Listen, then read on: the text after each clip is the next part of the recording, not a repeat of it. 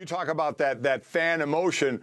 Boy, was it evident last night as the Viking fans were booing their team when they went off the field at halftime and when they went off the field at the end of the game. Well, and hey, look, the Vikings fans have every right to feel that way. I made a point last night on Twitter that the Vikings are never going to be good enough to win a Super Bowl, and they're never going to be bad enough to blow everything up and start over. It's purple purgatory. That's where this team is. It's 9-8, 8-9, 10-7. Get to the playoffs every second or third year, every other year, whatever the case may be. Maybe win a playoff game, but ultimately never be a Final Four team. Well, they were in 2017, but that was the aberration. But, you know, Mike, and this is the cynic in me coming out, but the cynic in me is one of the reasons why the platform rise to the level that it did. Or rose. I don't know. Conjugation's not my strong suit anymore. But anyway, what was I saying? Anyway, the every team wants you to think that they're all in every year to win the Super Bowl because they have to say that. Because if they don't say that, nobody's coming to the games. Nobody's coming to buy the stuff. Nobody's engaged. I really don't think if we attached most of the owners, if not 31 or 32 of them, to a lie detector test, they would admit that they win the Super Bowl every year. They win it every year. All they have to do is pull up their bank accounts. All they have to do is look at their holdings. They win it every year, and they understand part of the game is to act like you're trying to win it every year. If you're measuring success based on winning the Super Bowl, you're pissed off every year. Even if you're the Patriots, you're pissed off far more often than you're not. You just have to act like it. And the Vikings are the epitome of the franchise that is running the grift on its fan base. It's right there, and it's every year. Ooh, this is our year. Ooh, this is our year. Ooh, this is our year. And at some point, they're going to figure it out, and they're just going to go find something else to do with their time and their money. Well, the thing that goes on, and I think why owners feel that way and coaches can feel that way and players can feel that way, because we've seen a 5-11 team one year win the Super Bowl the next. It can happen in football. We've seen 5 teams, it was averaging for a while, 5 teams a year that didn't make the playoffs, made the playoffs the next year. So you could see that turnaround. So once owners see that, once owners see like a rookie quarterback play well, they say, we should have that when we need to get a quarterback. If you have a losing season, well, that team went on the next year, made the playoffs, or won the Super Bowl. We should be able to do that. So that's the confidence that you build. And you're right about purple purgatory as far as being that Midland team, you know, because you're never good enough to be in it at the end and have everybody kind of hanging on the plays, but you're not bad enough. And nobody wants to be that bad. But the one thing you get is high draft picks then, at least to try and make your team better and build off of it. When you're in that Midland range, you hopefully are getting a good pick in the first round in the mid-range, but you got to do it through free agency and through trades as well when you're just kind of hanging out there in the gray area all the time. Yeah, Mike, Lions fans would say we'd love to be, you know, middle of the pack, and we'd love to kind of be in the conversation, but I think that there is a certain amount of fatigue that builds up when it's every year the same thing. And you see other teams that have ways of being aggressive and going all in, like what the Rams do. Now, the Rams may take it too far, but for certain teams that feel like they're in the window, you sense an urgency, that they're ready to maybe compromise the future a little bit to try to grab the brass ring now. And I never feel that the Vikings do that. Maybe that's, but see the thing, maybe that's what they want to do. They just always want to be on the fringe, and one of these years they're going to get lucky and the planets are going to align. But every year there's always going to be a team that is the product of things working out in a great way, and they're going to be dominant, and you're not going to be able to compete with them because they have gone all in, like the Buccaneers have done the past couple of years, or like the Rams do. Like the Packers are doing, quietly amassing veteran players who are making a difference. The Randall Cobb move was brilliant. It helped them win the game the other night against the Cardinals, but the Vikings are just kind of doing the dog paddle. And at some point, the dog paddle is not good enough. Let's hear from Mike Zimmer, who I don't think was happy with any of the various strokes that were ultimately displayed by the Vikings last night. Here he is.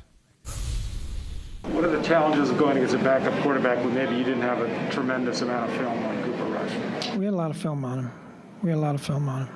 How do you feel you guys did against him? Not good enough. Mike, Adam just said, if you're not frustrated, there's something wrong with you. You know, you shouldn't be a player, shouldn't be a coach if you're not frustrated. How do you take that frustration now at this point and turn it? You've got some big games coming up. There needs to be some time to think about it and kind of figure out what we need to do from here because, this was a tough loss tonight. Indeed it was. 2 weeks to get ready for it, and they went against a backup quarterback, and they knew it did not take a genius to read the tea leaves that were coming out last week about who was going to play and who wasn't going to play. Jerry Jones was doing the best he could to play the role of Carnival Barker and make it look like Dak Prescott was going to play because that's the game every year that goes up against the World Series. And I said it last week, Jerry, thank you for doing what you can to bump up our rating on NBC for Sunday night. But it was clearly pointing by Thursday to Cooper Rush, and that's what they got. And they shouldn't have needed a ton of preparation to face Cooper Rush. The problem was the Minnesota offense, 278 yards total. They got outgained 419 to 278. Mike, it should have been worse than 20-16.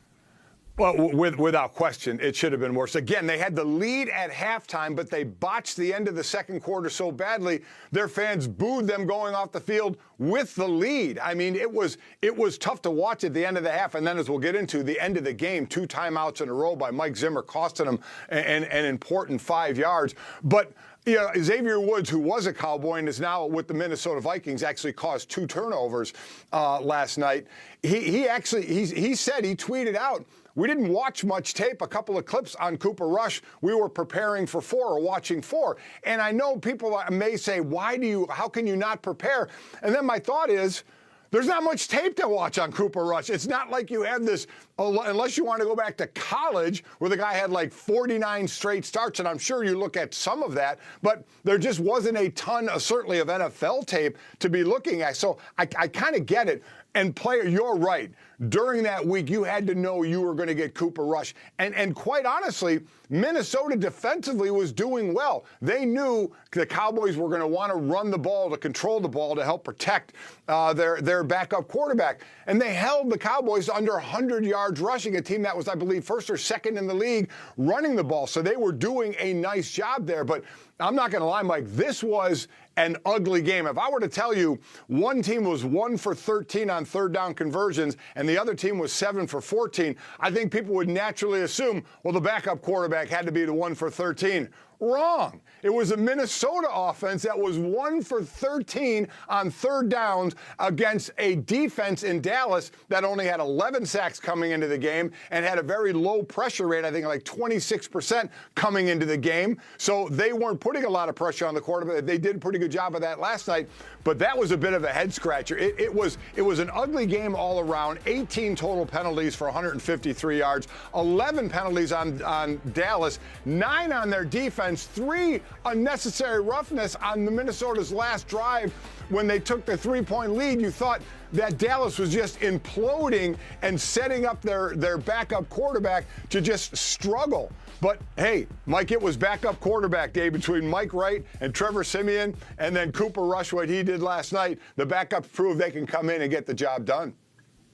This Vikings formula, and I saw it coming last night, they're going to take the lead late, they're going to blow the lead late, and then they're going to try to pull a rabbit out of their butts to win the game. It worked against Detroit. It worked against Carolina. Same formula last night, and it just didn't work last night. And one of the reasons it didn't work, it should have been a tie, 16-16, not 20-16. You mentioned the 2 consecutive timeouts by Mike Zimmer. I was starting to wonder when he was going to use them. You can't bank them for next week. We see coaches do that sometimes. And then he used the one at the right time and then forgot that he used it and used another one later. And this is such a stupid rule. You're not allowed to use 2 straight timeouts, so they're supposed to ignore when you try to call the second one. But if they screw up 2, you lose the timeout and you get penalized 5 yards. It's just bizarre. It really is. But multiple mistakes were made there by both the officials and by Zimmer. And, this is something I've learned from Tony Dungy over the years. On game day, the head coach really doesn't have that many responsibilities. Really doesn't.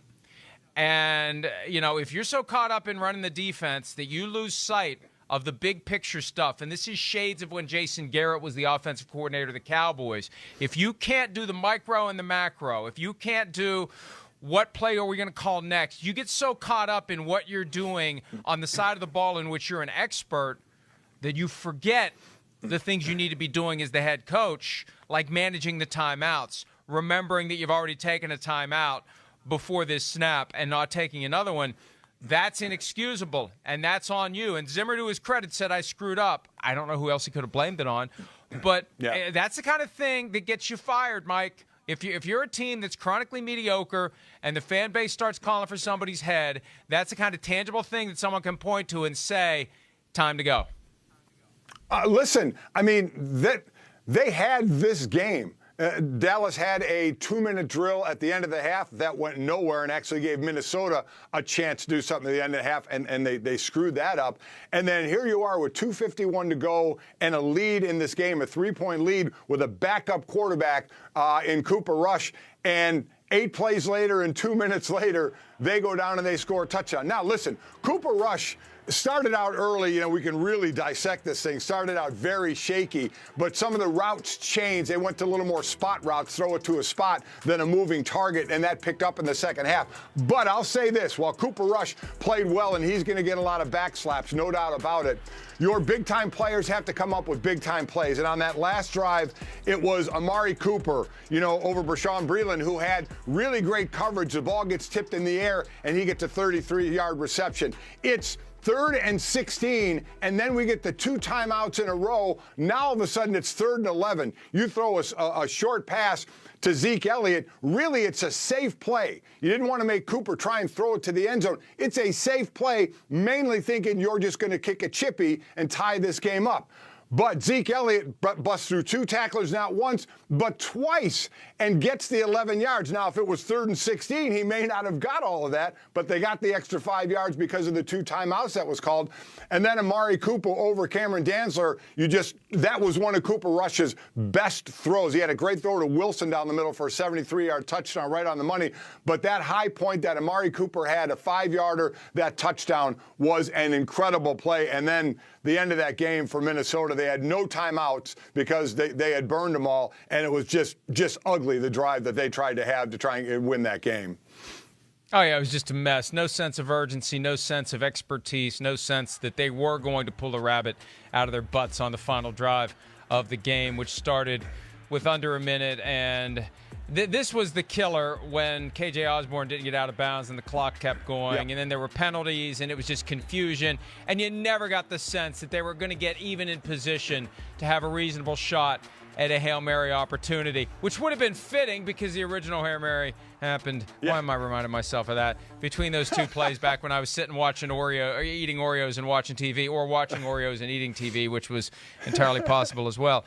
Yeah, the Amari Cooper catch that sparked that drive that put the Cowboys ahead, that was shades of Chris Dishman and Antonio Freeman, the he did what catch from the Packers-Vikings game in 2000. Al Michaels was on the call that allowed the Packers to win an overtime game and frankly cost the Vikings the 1 seed that year. That was one of the years that they were good enough to almost get to a Super Bowl, but didn't quite get there because they got blown out by the Giants. But they would have been the 1 seed. But Breeland pops the ball up, and you see it ricocheting around, and you you have that sense like, oh, you assume it's incomplete, and it's like, what happened there? And that was that. Yeah, it's one of those moments, Mike, that gives a team life. It gives a team a kick in the ass, and it starts to develop confidence. And there's that Zeke Elliott run you mentioned. That's just one guy wants it, and the other guys don't. That's what it is, right? You have moments like that on a football field where one guy wants it and everyone who's out there whose job it is to tackle him doesn't want it the way he does. I was amazed at that. I understood the play completely. Don't ruin the chance for a tie. Safe play. Get it to one of your guys with a short pass so you're not really trying to stretch anything and see what he does. Yeah, and you're right. Him just straight ahead through 2 tacklers. I mean, that was I was stunned at that. And you're right. That's just a whole lot of want to. There's technique, there's execution, and then there's want to. And that was just want to try and once he broke through the first 2 just to get to those sticks. Hi, I'm Mike Tirico, and thanks for watching. Make sure to hit subscribe for the latest news and highlights from NBC Sports.